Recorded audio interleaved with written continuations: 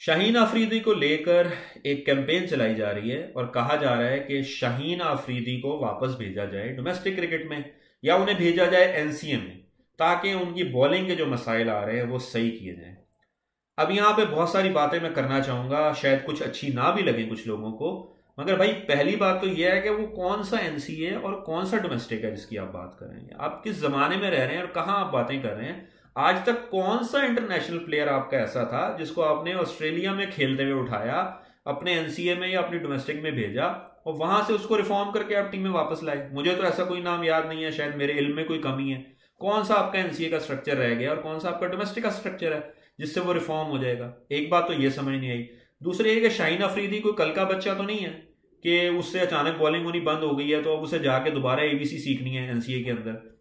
शाहीन अफरीदी एक पुराना खेलता हुआ प्लेयर है, एक्सपीरियंस प्लेयर है, कप्तान बन गया वो आपके टी20 का।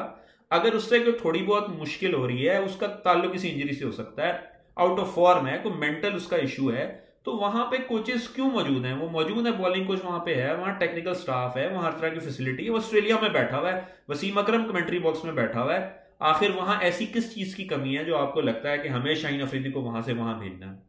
मेनली अगर उससे थोड़ी सी वर्ल्ड कप में शुरू में विकेटें नहीं ली गई जो कि आप एक्सपेक्ट करते हैं कि उससे ली जाए हर दफा, तो एक चीज हर दफा नहीं होती है इंसान से। बहरहाल वो इंसान है, उसकी परफॉर्मेंस में बहुत सारी वजूहात से डिप आ सकता है, मगर इसका यह मतलब नहीं है। देखें, अगर तो आपकी बात जेन्युइन होती तब तो मुझे भी कोई इशू नहीं था कि चले ठीक है जी, वाकई एनसीए में ऐसा कोई सिस्टम है अगर, तो चले आपकी बात ठीक है, वाकई डोमेस्टिक में ऐसा कोई सिस्टम है तो आपकी बात ठीक है।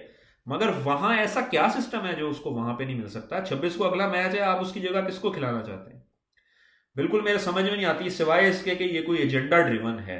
मैं ये नहीं कह रहा सारे लोग एजेंडे के ऊपर हैं, मगर कम से कम कुछ लोग तो ऐसा लगता है, सोशल मीडिया पे आप जाएं आप देखें, कुछ लोग ऐसे हैं जो खास प्लेयर के अगेंस्ट ही हैं शुरू से, उनका काम ही ये है। वो जर्नलिस्ट भी हो सकते हैं, फैन भी हो सकते हैं, ट्वीट भी हो सकते हैं, जो एक्स के ऊपर बड़े मशहूर हैं, उनका काम है खास प्लेयर को पिंच करना। तो ये एक तरह की पिंच करने वाली हरकत या नीचा गिराने वाली हरकत लग रही है शाहीन अफरीदी को। ना शाहीन इतना बच्चा है, ना वहां मौजूद कोचेज इतने बच्चे हैं, ना वहां मौजूद जो टेक्निकल स्टाफ है, डायरेक्टर क्रिकेट है, वो इतने बच्चे हैं कि उन्हें ये बात नजर नहीं आ रही और वो इसका हल वहां बैठकर नहीं निकाल सकते।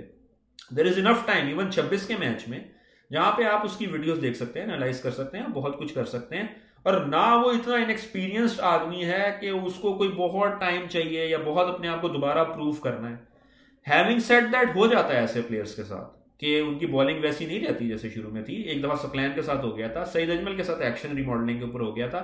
Yes, those issues can happen, but it is too early यार। एक मैच हुआ है अभी, टेस्ट मैच, और उसके ऊपर आपने उसको जज कर लिया है। उसके ऊपर हो सकता है प्रेशर और परफॉर्म करने का, क्योंकि उसके सीनियर जो साथ थे, हारिस रऊफ, नसीम शाह, वो दोनों नहीं अवेलेबल थे, तो उसके ऊपर ज्यादा प्रेशर हो। अब इन लड़कों ने साथ बॉल किया है, हो सकता है उससे हौसला हुआ हो, हमें देखना पड़ेगा उसको। डेफिनेटली उसको दोनों तीनों टेस्ट जो भी हैं यहाँ पर वो खेलने चाहिए।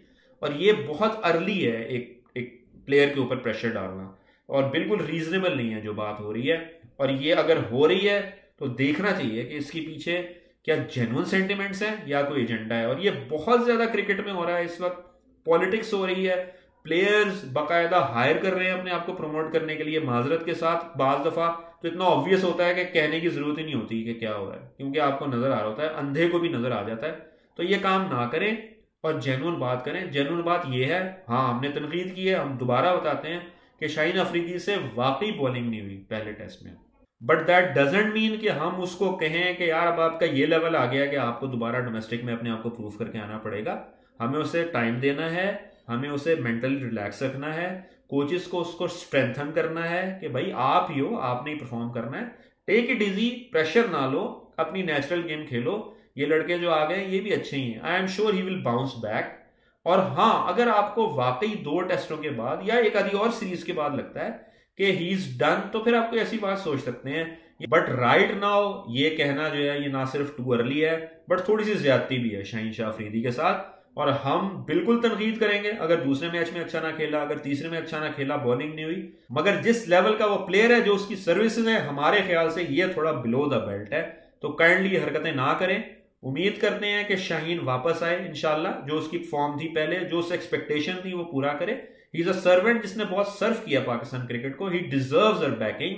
अगर थोड़ा सा बंदा डाउन है तो उसके ऊपर इतना टफ होने की जरूरत नहीं है।